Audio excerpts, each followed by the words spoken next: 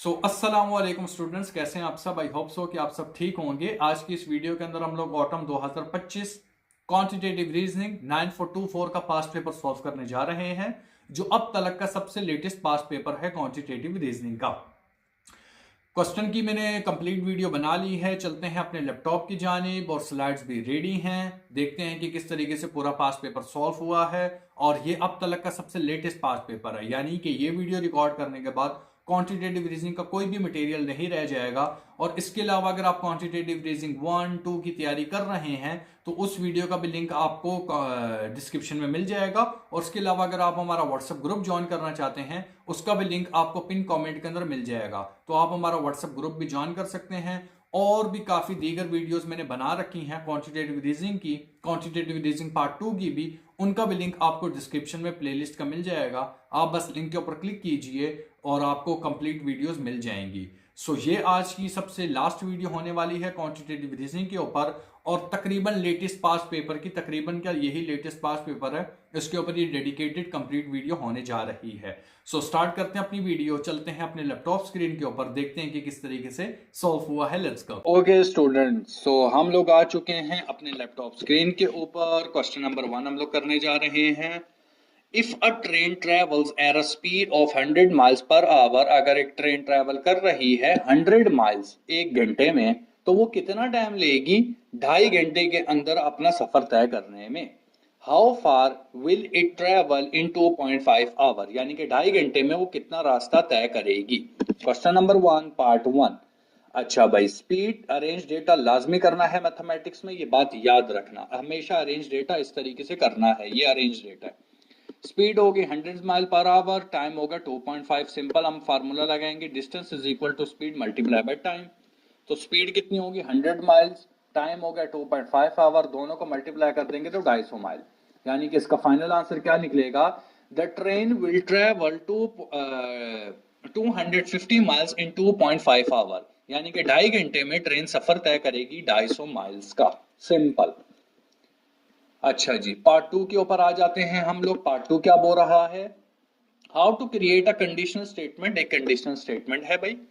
अच्छा भाई, converse, contrapositive and opposite, यानी कि negative statement, as well it their corresponding truth table, और उसका ट्रूथ टेबल भी हमारे को बनाना है। Determine which of the two statement follow reasoning from the original.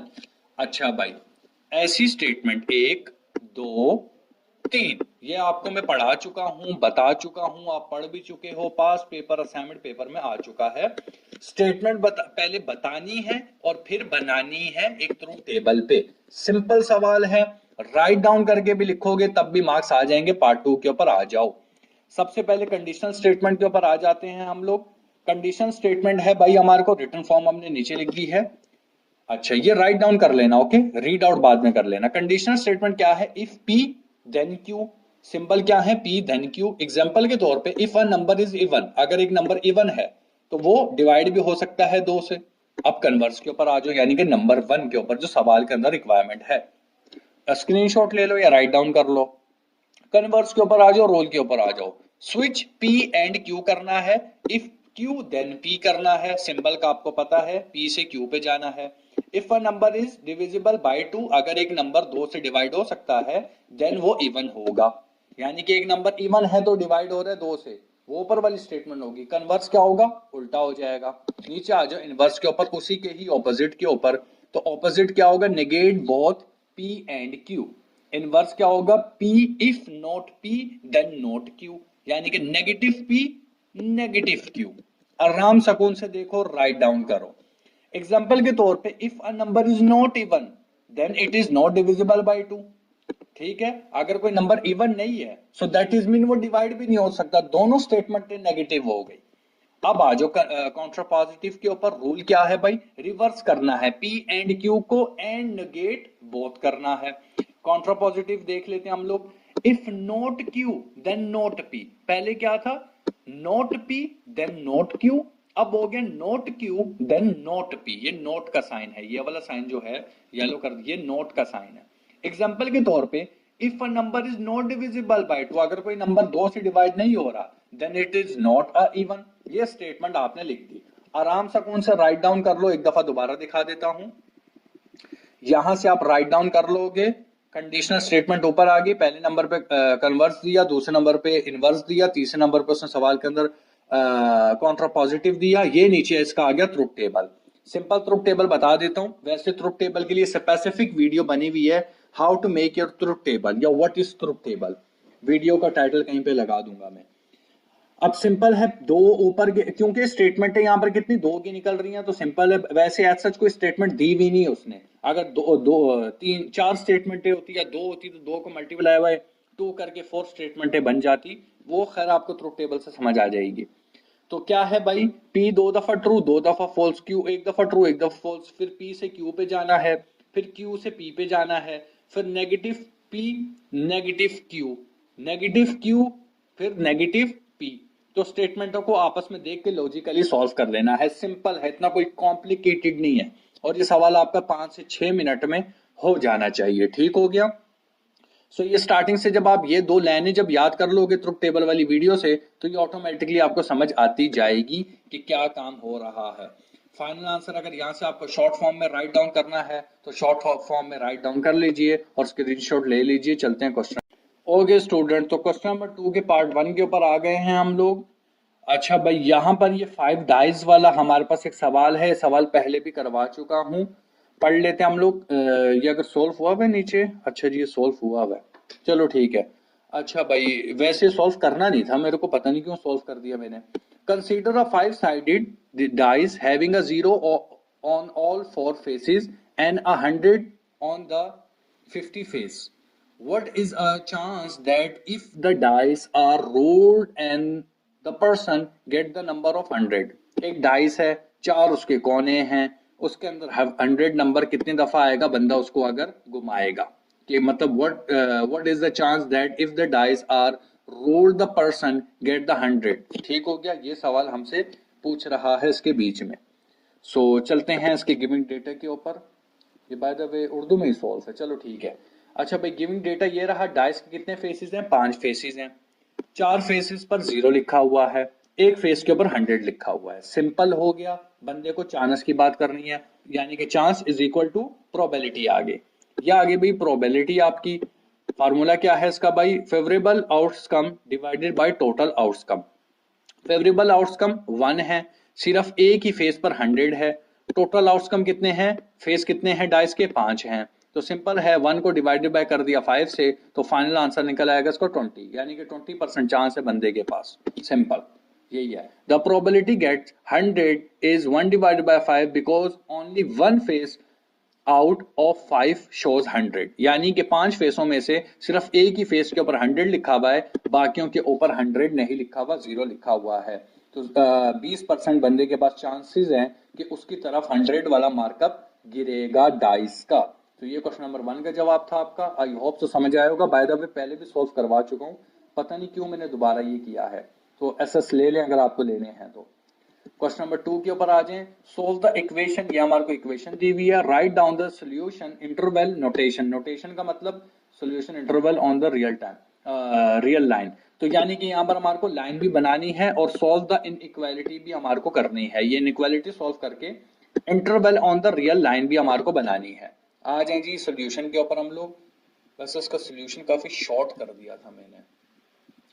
ये रही भाई हमारे पास इनइक्वालिटी पूरी, इसको हम लोगों ने क्रॉस मल्टीप्लाई कर देना है। यहां से इसको ये लिख दिया, यहां पर ये लिख दिया, यहां पर ये लिख दिया और यहां पर ये लिख दिया। ठीक है, क्रॉस मल्टीप्लिकेशन हो गई। अब इसको एक्सपेंड कर देंगे हम लोग, इनको आपस में काट के हमारे पास ये आंसर आ गया सिंपल। फिर उसके बाद हमने राइट हैंड साइड को देख लेना है, राइट हैंड साइड से हमारे पास ये आंसर आ गया इसकी तरफ। ठीक हो गया। अच्छा जी, अब नीचे हम लोग आ जाएंगे। ये वाला जो जितना भी काम हुआ है ये वाला मैं आपको बता देता हूं। ठीक हो गया, ये काम किस तरीके से हुआ है। सबसे पहले हम लोग आ जाएंगे FOIL मेथड के ऊपर। FOIL मेथड यूज किया जा रहा है। यहां से y multiply by u multiply by u किया तो ये आंसर आ गया हमारे पास। u मल्टीप्लाई बाय -1 किया इज इक्वल टू -u आ गया हमारे पास। रह क्या हमारे पास गया था, 3 रह गया था। ये वाला 3, मतलब ये वाला आंसर कैसे आया ये बता रहा हूं। 3 रह गया था, 3 मल्टीप्लाई बाय u कर दिया तो +3u हो गया। अब आ जाओ लास्ट के ऊपर, 3 मल्टीप्लाई बाय ब्रैकेट -1 हो गया इज इक्वल टू -3 बन गया। नीचे आ जाएंगे हम लोग। यू के ऊपर 2 की पावर आ गई, माइनस यू हो गया, प्लस 3 यू हो गया, माइनस 3 हो गया। तो आपस में जब काटा तो हमारे पास ये आंसर आ गया।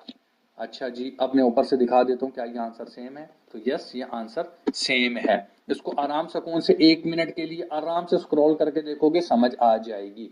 उसके बाद हम लोग सिंप्लीफाई के ऊपर आ जाए। सिंप्लीफाई करके हम लोगों ने इसको इस तरीके से लिख दिया, सारी चीजों को सिंप्लीफाई करके लिख दिया। फिर उसके बाद हम लोगों ने इसकी काटम पेटी शुरू की, यानी कि सब्ट्रैक्शन शुरू की U2 की फ्रॉम बोथ ऑफ साइड। तो ये स्टेटमेंट रह गई है हमारे पास। फिर 3 यहां से इधर चला गया तो पीछे रह गया 1 हमारे पास। 2u इक्वल लेस देन -1 रह गया। सो यहाँ पर u less than -1 divided by 2 आ गया। अब हम इसको रिकॉल कर लेंगे, रिकॉल -2 भी कर लिया, रिकॉल 1 भी हम लोगों ने कर लिया। तो ये स्टेटमेंट हमारे पास इंटरवल की बन के आ गई। ठीक हो गया। पहले का आंसर क्या था, ये रहा आंसर, ठीक हो गया 1, और इसका आंसर आ गया 1 इंफिनिटी, यानी कि दूसरी साइड का कोई आंसर नहीं है। और ये हमने इसकी लाइन बना ली, माइनस वाली साइड पे जाके ये लाइन बना दी, यानी कि यहाँ पर डॉट लगा दिया, और एक का आंसर यहाँ पर 1 आया था तो 1 का डॉट लगा दिया। दिखा देता हूँ ऊपर से, ये 1 का आंसर यहाँ पर आ गया, ये -1 डिवाइड बाई 2 का आंसर यहाँ पर आ गया। यहाँ पर हमने पूरी मुकम्मल लाइन लगाई, यहाँ पर छोटे छोटे डॉट लगा देंगे। और यहाँ पर मैं बता रहा था कि छोटे छोटे डॉट लगा देंगे, जैसे यहाँ पर से 2 कर देंगे, यहाँ पर 3 कर देंगे, यहाँ 4 कर देंगे, यहाँ 5 कर देंगे। यहाँ पर हम लोग वैल्यूज माइनस में माइनस में माइनस में माइनस में कर देंगे, और जो भी वैल्यू यहाँ पर काउंटेडली टाइटल होगी वहां पर इस तरह डॉट, और यहाँ पर एक डॉट लगा देंगे हम लोग। ठीक हो गया। आई होप सो कि आपको क्वेश्चन नंबर 2 की भी समझ आई होगी। चलते हैं अब हम लोग क्वेश्चन नंबर 3 की जानिब। ओके स्टूडेंट, तो आ गए हैं हम लोग क्वेश्चन नंबर 3 की जानिब। क्वेश्चन नंबर 3 क्या बोल रहा है, I am keeping with the previous scenario, या ये वैसे लिखा हुआ है। ठीक हो गया। Bob will required a 3 year loan for an extra 5 lakh. ठीक हो गया। अच्छा भाई, sadly his wealth uncle has lost all of his money those he takes out of a bank loan with a 5% yearly interest rate that is compound annually. The loan balance, अच्छा इस dot का मतलब होता है यहाँ पर ये statement खत्म हो गई। ये वैसे स्टेटमेंट ज्यादातर अकाउंटिंग में लगाई जाती है, बट मैथमेटिक का मतलब ये है, ये यहाँ से लेके यहाँ तक ये एक पूरी स्टेटमेंट है अलग में ही। अच्छा भाई, मतलब यहाँ से यहाँ तक ये जवाब इसका एक किस्म का अलग है, ये सवाल एक अलग है। The loan balance and interest are due in the full after 3 years. What should Bob have to pay interest overall? सवाल की एक्सप्लेनेशन नीचे होगी, अगर नहीं है तो ऊपर से पढ़ा देता हूँ वापस, नहीं बल्कि है नीचे लिखी हुई है। ठीक हो गया। अच्छा, एक वैसे बाय द वे इसका सिमिलर सवाल आपको मैं करवा भी चुका हूँ। सिनेरियो देख लो भाई, बॉब को एक्स्ट्रा 5 लाख चाहिए, उसके रिच अंकल अब हेल्प नहीं कर सकते, इसलिए बॉब बैंक से लोन लेता है। ठीक हो गया जी। अच्छा भाई, लोन की डिटेल्स हम लोग देख लेते हैं क्या है। अमाउंट क्या है, 5 लाख की है, इंटरेस्ट है भाई 5% ईयर का, कंपाउंड एनुअल है, ड्यूरेशन कितनी है 3 साल की। लोन और इंटरेस्ट दोनों 3 साल बाद साथ रीपे करने हैं। क्वेश्चन पूछ रहा है बॉब को टोटल इंटरेस्ट कितना देना पड़ेगा। ठीक है भाई, अब स्टेप बाय स्टेप हम लोग इसको देख लेते हैं। अच्छा भाई, यहाँ पर गिविंग डेटा है, गिविंग डेटा आपको मैंने बताया है बनाना कंपलसरी होता है आपके लिए। प्रिंसिपल कितना है भाई 5 लाख है, रेट कितना है 0.5। 0.5 कहां से आया, जब हम लोग 100 को डिवाइडेड बाय 5 करते हैं तो डेसिमल में लिख लेते हैं। टाइम कितना है 3 साल का, कंपाउंड एनुअल है भाई, ये रहा कंपाउंड इंटरेस्ट का फार्मूला। एनुअल का ए आ गया इज इक्वल टू पी हो गया हमारे पास, bracket 1 plus R bracket close, power ऊपर आ गई टी। फार्मूले के अंदर पुटिंग हम लोग कर लेंगे। यहाँ पर प्रिंसिपल अमाउंट ये आ गया एनुअल, और ये आ गया प्रिंसिपल अमाउंट यानी कि इंटरेस्ट, ए मतलब इंटरेस्ट। अच्छा भाई, ये पूरी कैलकुलेशन चलेगी, आराम से कौन से इसको देख लो, बताने बैठ गया तो टाइम लंबा है, ये आराम से कौन से देख लो। ये 1.05 को 3 टाइम मल्टीप्लाई किया तो ये आंसर आया, दोनों का आपस में मल्टीप्लाई किया, फिर एंड में आके इसको माइनस कर देंगे हम लोग तो आंसर आ जाएगा ये। तो इंटरेस्ट कैलकुलेट कितना हुआ 78,812 रुपीज का। ये आराम से कौन से देख लो खुद ही, दोबारा दिखा देता हूँ। ये देखो वैल्यू फार्मूले के अंदर पुटिंग हुई, नीचे हम लोग चले, नीचे चलने के बाद ये सारी चीजें हम लोगों ने की। 5 लाख का उसको एक्स्ट्रा लोन चाहिए था, उसको हम लोग इसमें से माइनस कर देंगे, ये 5 लाख वहां से आया। तो टोटल इंटरेस्ट कितना पे करना पड़ेगा बॉब को, बॉब हैव टू पे 78,812 रुपीज। ठीक हो गया। ये समझ आ जाएगी आपको। बार मतलब वीडियो बहुत लंबी हो जाएगी अगर ये मैं 5 लाख कहाँ से आई, ये क्या हुआ, वो क्या हुआ बताना स्टार्ट हो गया तो। चलते हैं अब हम लोग इसके पार्ट 2 की जानिब के पार्ट 2 हमसे क्या बोल रहा है। वीडियो आराम से कौन से देखिएगा। सो ये सवाल भी मैं करवा चुका हूँ, ये सवाल बाय द वे मैं करवा चुका हूँ आपको। The speed of a boat is still 15 kilometre, it goes is 30 kilometre. मैं देखता हूँ अगर सॉल्व नहीं है। हाँ, ये क्वेश्चन नंबर 2 आपका ऑलरेडी रिकॉर्ड है स्प्रिंग 2024 के क्वेश्चन नंबर 8 के ऊपर। ओके स्टूडेंट, सो आ गए हैं हम लोग क्वेश्चन नंबर 4 की जानिब। क्वेश्चन नंबर 4 हमसे क्या बोल रहा है, to find out if two claims P V Q and R, ये एक स्टेटमेंट क्लोज हो गई। इस डॉट का मतलब आपको पिछले सवाल में बता चुका हूं। अब पी वी आर यानी कि पी और Q or P and Q are the logically equivalent, make the truth table for each pair of them। सबका एक एक पेयर बनाना है। गिविंग स्टेटमेंट ये रही आपके पास, P and Q, P और Q and R, P और R और P and Q, ये रही स्टेटमेंट। ये और R क्यों पढ़ रहा हूं ये आपको कहां से पता चलेगा, जब आप वीडियो देखोगे। स्टेप 1 है भाई हमारे पास, स्टेटमेंट कितनी है हमारे पास, 1 2 3, that is mean 2 multiply by 3 time is equal to 8। 8 rows बनेगी। बाय द वे अच्छा ये लिखा हुआ है ना, ये लिखा हुआ है, ये 8 रोज बनेगी हमारे पास। सॉरी मैं अगर इसको काट दूं यहां से, wait moment please, take second.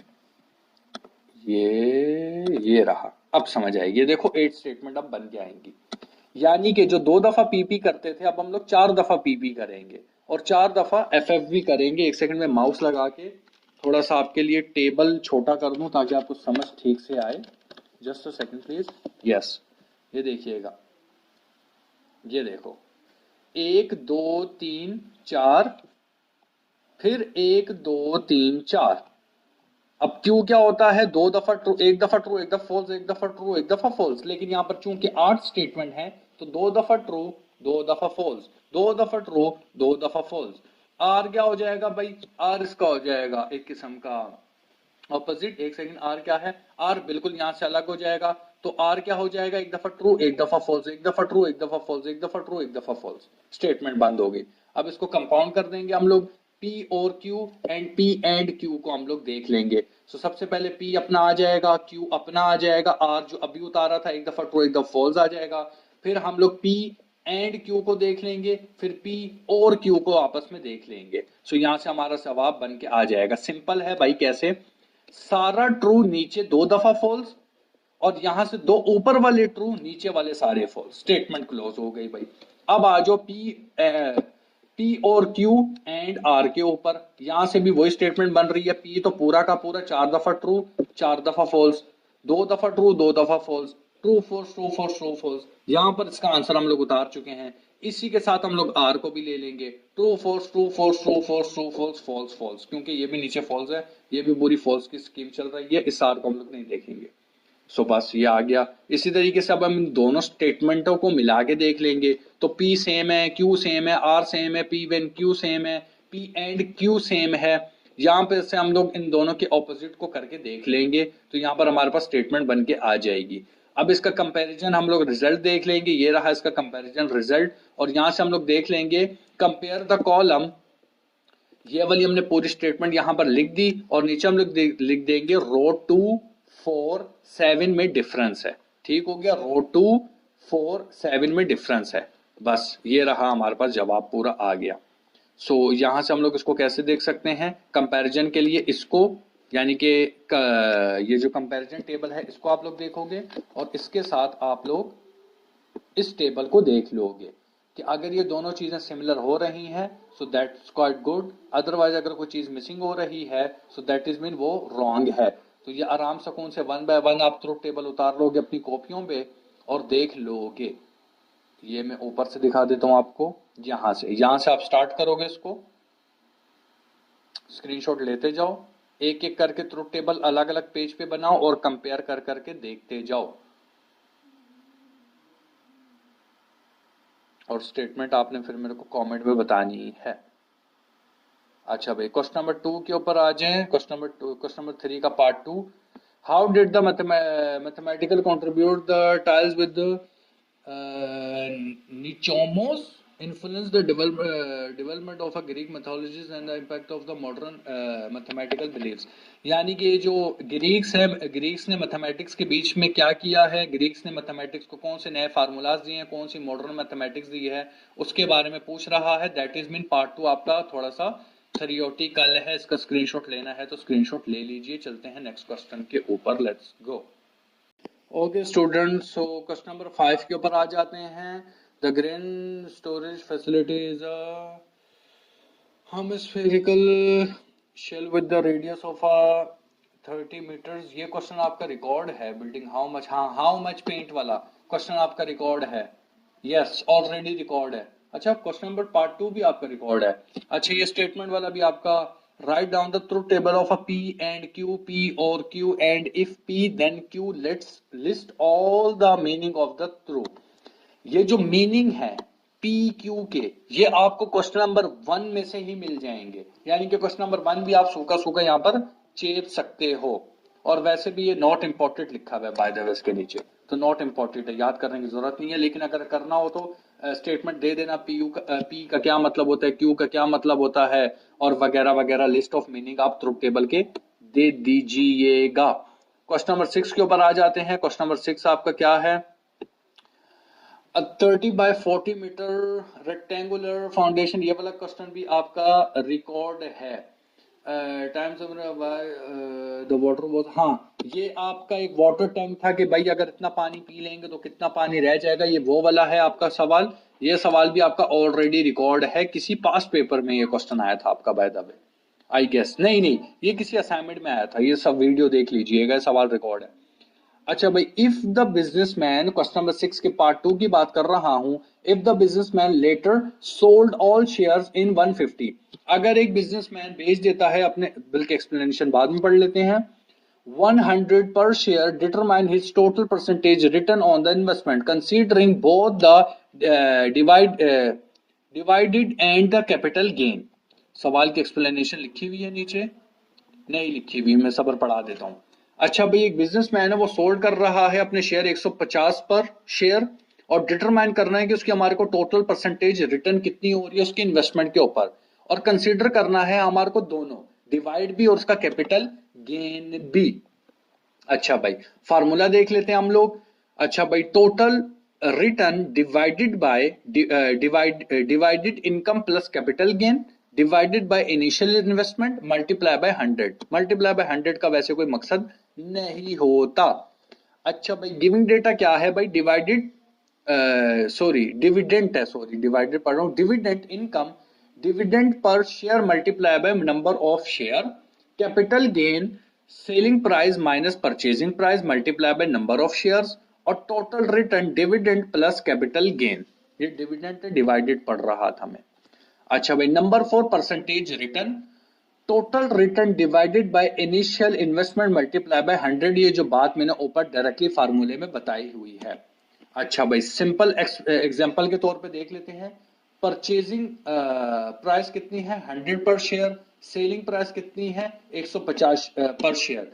Because of उसने परचेजिंग प्राइस कहीं पे बताई हुई नहीं है, तो ये हम लोग एज्यूम कर रहे हैं। अच्छा भाई, डिविडेंड कितना है? 10 पर शेयर, और शेयर कितना है? 100 है, लेट से उसके पास। तो यहां पर हम लोग कर लेंगे भाई, initial investment 100 multiply by 100 is equal to 1000। अच्छा भाई, dividend income 10 multiply by 100 is equal to 1000। Capital gain 150 minus 100 multiply by 100 is equal to 5000। Total return कितने हैं? 1000 plus 5000 is equal to 6000। Percentage return 6000 divided by 10000 multiply by 100 is equal to 6%। कैसे हुआ है भाई? यहां से बताता हूं आपको, शायद आपको समझ नहीं आई है। सबसे पहले आप लोग यहां से इस स्टेप को देखोगे। इस स्टेप में क्या कर रहा हूं, राइट डाउन कर लोगे ये सारी चीजें राइट डाउन कर लो, क्योंकि ये काम डायरेक्ट हुआ है। उसके बाद यहां पर ये सिंपल एग्जांपल को राइट डाउन कर लो दूसरे पेज के ऊपर, यानी कि ये 100 अज्यूम हुआ है। ठीक हो गया? फिर उसके बाद जब आप इन लाइनों को देखोगे, इन लाइनों को, इसको, इसको, इसको, तब जाकर के आपको समझ आएगी कि एक्चुअल में नीचे काम क्या हो रहा था। ये राइट डाउन करोगे तो समझ आ जाएगी। सो टोटल परसेंटेज बंदे की कितनी बन के आई है? 60%। ये रहा 10,000, ये रहा 6,000, ये रहा जो आपस में डिवाइड होकर मल्टीप्लाई बाय 100 हुआ है। सो क्वेश्चन नंबर 6 का पार्ट 1 रिकॉर्ड था, क्वेश्चन नंबर 6 का पार्ट 2 मैं करवा चुका हूं। चलते हैं क्वेश्चन नंबर 7 की जानिब। क्वेश्चन नंबर 7 हमसे क्या कह रहा है, लेट्स गो। ओके स्टूडेंट्स, सो हम लोग आ चुके हैं अपने क्वेश्चन नंबर 7 के ऊपर। और क्वेश्चन नंबर 7 क्या बोल रहा है? What type of a connection did pre historical humans have with the surrounding and how did their behaviour impact on the environment. वैसे ये एनवायरमेंटल ऑफ साइंस का सवाल है। ये क्वांटिटेटिव रीजनिंग में क्या कर रहा है, जब मैं सॉल्व कर रहा था मैं भी यही सोच रहा था। तो सिंपल 2 लाइनों का जवाब है भाई। शुरुआती इंसान ने अपने आसपास के एनवायरनमेंट के ऊपर कैसे मतलब रहन सहन किया और उनकी एक्शन से एनवायरनमेंट पर क्या अफेक्ट हुआ। बस ये सवाल, ये एक थ्योरेटिकल सवाल है। इसकी एक्सप्लेनेशन आपको तकरीबन 2.5 पेज पे लिखनी होगी। जवाब अपने हिसाब से आप निकाल लीजिएगा। अच्छा भाई, a rope that question number 7 के पार्ट 2 पढ़ रहा हूं। A rope that is 50 metre